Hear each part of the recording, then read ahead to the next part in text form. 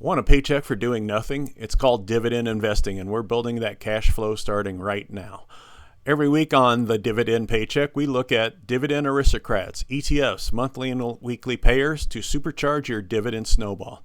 I'm Dan, and this is your weekly guide to passive income. Let's grow that wealth. All right, and welcome back to the $10,000 Dividend Portfolio section, and we're going to go over the non-weeklies today. We're going to start with Dividend Aristocrats. As you can see, the portfolio has dropped a little. So let's take a quick peek at why.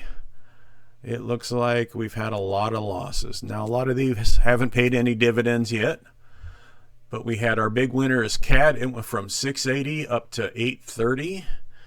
And let me know if this is better. I could zoom in just a little bit more. Most of the information should stay, so let me know if that helps you guys while you're watching this. Let's see, and T-Row is the one that paid a dividend, and it's right behind. So we'll take a look at those two in a second. Dividend software I found, so we'll compare these two against each other, and then we'll take the winner of each of the other groups. So what did T-Row pay? It paid $1.30 a share on a $99 stock. And Caterpillar pays $1.51 on a $830 stock. So you can see that's only about a 1% return versus the 5.75 of T-Row. So that's something we're going to look at here in a minute. So just keep those numbers in mind. And now we're going to go to the index funds. And like I said, I'm going to buzz through these to keep these videos a little shorter. If you have any questions or comments, please leave a comment down below. And while you're down there, go ahead and hit that like and subscribe buttons. I'd appreciate it. See, this one's actually had a nice recovery because you can see we are up. So index funds have been doing well. Who's our leader? QQQ. Let's take a peek. 73-cent dividend. That's a low yield, 0.47. But the dividend is in line, so that's good. What have we had? We've had a share increase from $5.99 to $6.64. So we've had a real good return because you see this next one is only went from 101 to 119.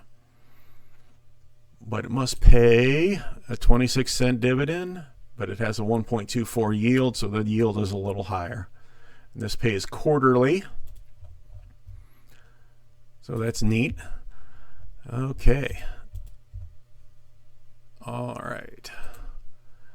Rec shares, Roundhill, these are weeklies. The next monthly group is going to be monthly dividends. And our winner here is EFC. And it's obviously got a dividend, 13 cents. Pays a 12.97% return. So that's doing well. And it's way at the bottom, so 13 cents is about in line with normal. Apple, we'll take a quick peek at that. We'll get you a couple here. 8 cent, 7.9%. And this one is also, oh, this one pays monthly.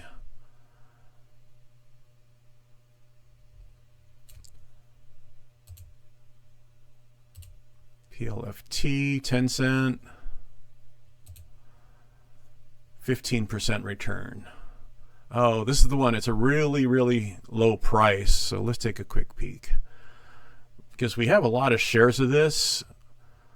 So the yield at 15% multiplied by your number of shares, it's going to be holding. Let's see if 10 cents is not showing up. Okay, so that kind of sucks. We'll have to check that one later. Sometimes these free dividend trackers do that. Actually, I paid a little bit for this so I could build more portfolios. But okay, monthly, quarterly, we are up on this portfolio overall. As you can see, it's had mostly winners, only the last three. Big winner DES only paid 6 cents. It's a 2.46 return.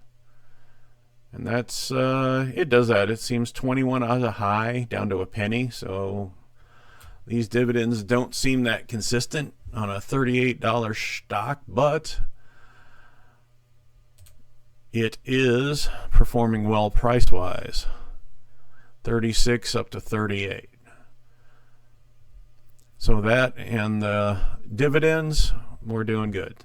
Okay, so can't really do much comparison in the dividend portfolio. So what I did is I found this. This is the dividend channel, and this is a drip returns calculator. So all these stocks that we go over, we have the dividends reinvested. So what's that mean long term? So let's start with, let's see, CAT was wrong place. CAT was the #1 returner in that fund. And I set it for 1995 to see how far back it goes. And we're going to compare it to the S&P 500. And all you do is hit chart, and it will pull up something that looks like this. Now I've zoomed in a little bit on this so you guys can see it, because it's a pretty small chart when you first click it. But as you can see, here's CAT and here's the S&P, or SPY. This starts with the same $10,000 that our portfolio started with. So this gives you an indication of what can happen over time comparing one commodity to another. And as you can see, CAT is massive. Look at that. It's over $1 million, where the S&P you would be 211. And that's for 30.75 years. And as you can see on the chart, which uses a very light black line here for CAT, and it has a huge jump here in the last little time frame. Now it'd be nice if these charts you could zoom in and out on the actual price chart over here, but you can do that in another platform like Yahoo or Financial or one of yours. Let's see, when we go back here, our next winning group was DES. And that's going to pull up its chart. And as you can see, the S&P is ahead of this one. You would have started with, your starting price was 517, and it's up to there. You have 1,934 shares. The S&P went from 56 up to 713. And the average annual return is 974 versus 1044. Next one was QQQ. Hit that, pull up its chart. Sorry, wrong chart. And hey, QQQ beat the S&P. And as you can see, this started in 99, so that's as far back as QQQ goes. So this is a shorter period. It's only 27 years. But QQQ has still beat the S&P over that time frame. And as you can see over here, it had a large jump here in the end. Also, remember, when you're doing dividend reinvestments, profit or the line starts to accelerate the further out or the further in time you go. And let's see, what was the next one? The next one was EFC. So we can go to EFC. And that one has really underperformed the S&P. Look at that. It's from 80,000 versus 30. And this is only 210. So this is a relatively new fund. And I like the fact that it auto adjusts both start dates to the same for you when you use this dividends return calculator. What can we see? Annual return is 9. You're like, why is the S&P different? Well, the time frame is different. So depending on when you start, this number will change also. Because you can't, I mean, I don't want to go, I could go through and set them all to this date, but you know, that's not what we're here for. EFC, our last one was DES. And DES, okay, we went fully back, and the S&P has beaten DES. Where did we start? We started at $5.17 a share and we ended at 38. We've had a 9.74 return versus 10.44. Okay, so that's what. Here's what I wanted to show you. Some of these, like T-Row, was showing a good return, but it was only worth $410,000, whereas something like CAT, as you remember, was up over $1 million. So this is where working with a financial advisor and coming up with long-term strategies is going to benefit you, because obviously if you went back in time, even though CAT doesn't pay a large dividend, because of its huge price increase, it went from 17 to 830. So that's a massive price.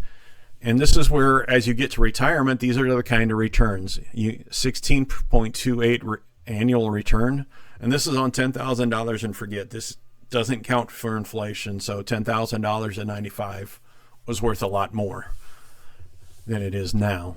So keep that in mind. These aren't inflation adjusted or anything like that. These are just raw numbers. But this is to show you that if you pick quality stocks in the beginning and you keep them over long periods of time, these huge companies with good growth potential, at the end, you can take this $1 million and you can buy something that pays a better dividend when you're ready to live off the dividends, or you can sell a portion. So don't forget that. You got to look at your long-term goals versus your short-term needs. And that's why I always say, make sure you are set up with a financial professional. Make sure you have your budget in order. Make sure you have your debt paid off as far before retirement as you can. And that'll help you go a long way. So we're going to go back here and let's see, we went through all of them. So like I said, I'm going to try and keep these short, but if you have a stock you want me to compare to any of my stocks, go ahead and drop it in the comments.